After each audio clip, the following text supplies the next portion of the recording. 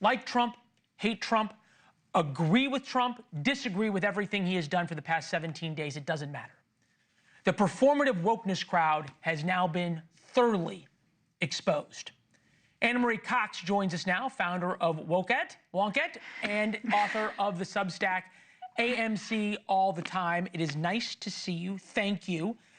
Are you surprised by how silent Democrats, TV hosts have been over these issues that we were told were so vitally important? No. I think, perhaps surprisingly for some people, I'm going to agree with you that this was, for a lot of corporations and elected Democrats, largely virtue signaling. I don't think they really cared. I am not surprised that the NFL is painting over end racism. I am not surprised that elected officials are not out there protesting the executive orders. They never saw anything in it for themselves.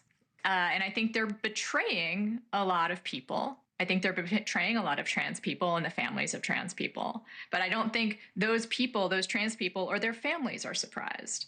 I think it was interesting to hear your opener because you're talking a lot about they don't want you to say these things and they canceled people and they branded you a bigot or whatever.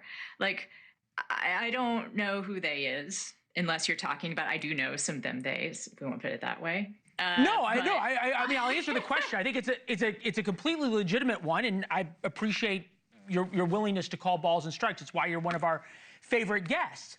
It is the very same people who are now silent. It's the TV hosts. It was the movement that demanded this orthodoxy. Right.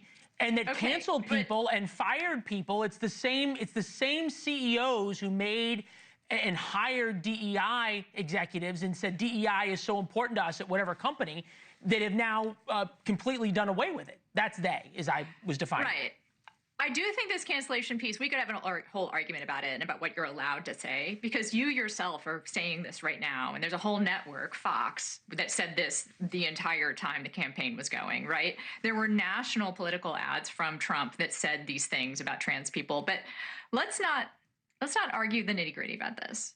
I want to say that there are trans people who exist, whose lives will now be made materially worse, and whose lives will be threatened because you're right. People at the top were not serious about these things.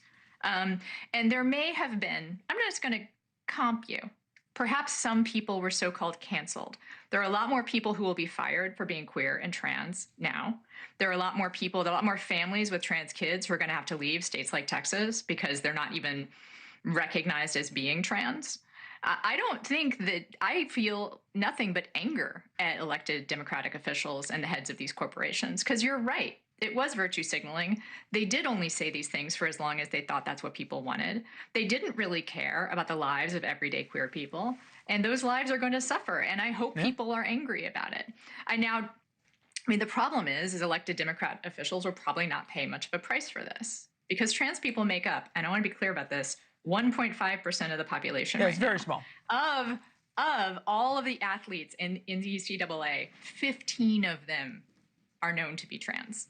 No, look, it's always been very small, which was why it was so surprising that it was such a big deal, right? And I'll go one step. This is the thing: Democrats have not been out there campaigning on this.